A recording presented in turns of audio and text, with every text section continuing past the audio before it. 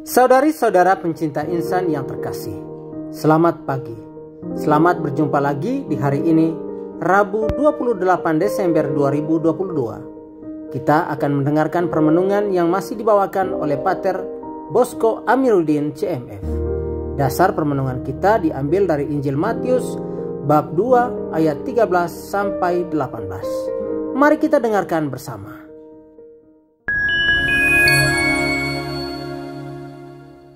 Para saudara dan saudariku, hari ini kita merayakan pesta kanak-kanak suci.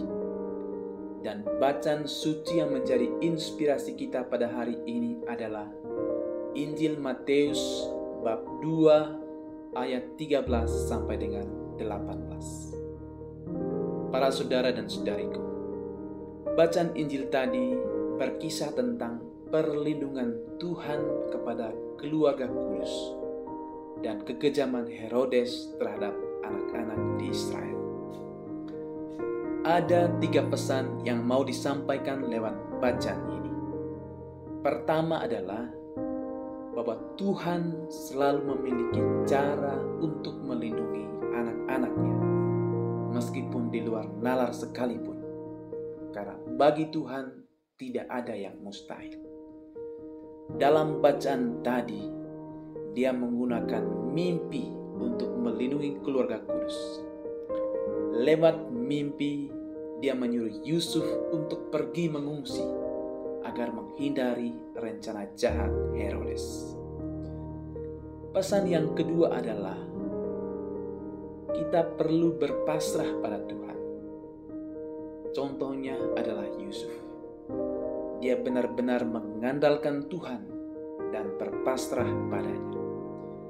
Itulah sebabnya dia selalu melaksanakan apa yang dikehendaki Tuhan. Ketika Tuhan menyuruh dia mengungsi ke Mesir, dia mengikutinya meskipun melewati jalan yang panjang dan berbahaya. Kita hendaknya demikian.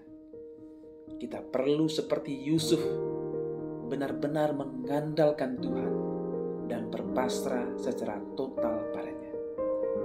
Kita seringkali merasa cemas dan takut karena kita tidak berpasrah pada rencana Tuhan. Kita lebih suka mengandalkan diri kita yang rapuh. Kita perlu berani meletakkan hidup pada Tuhan, sebab Dialah benteng dan gunung batu perlindungan kita. Pesan yang ketiga adalah bahwa kita hendaknya jangan dikuasai oleh ego seperti Herodes yang sama sekali tidak tunduk pada kehendak Tuhan, tetapi pada dirinya sendiri.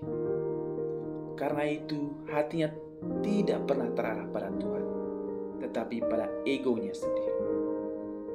Ketika seseorang dirasuki oleh egonya, maka dia akan menghancurkan siapapun yang menghalangi kenyamanannya.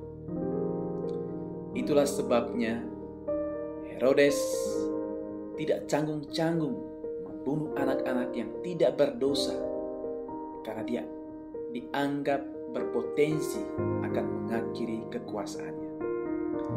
Seringkali kita seperti Herodes, menganggap diri kita yang paling penting, urusan kita yang paling penting, dan kenyamanan kita yang paling penting. Lalu kita lupa kalau kehendak Tuhanlah yang paling penting.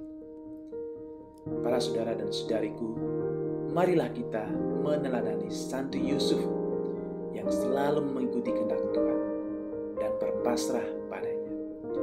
Janganlah kita seperti Herodes yang dikuasai oleh kerakusan, agar kita tidak berhala bagi diri kita sendiri. Tuhan memberkati.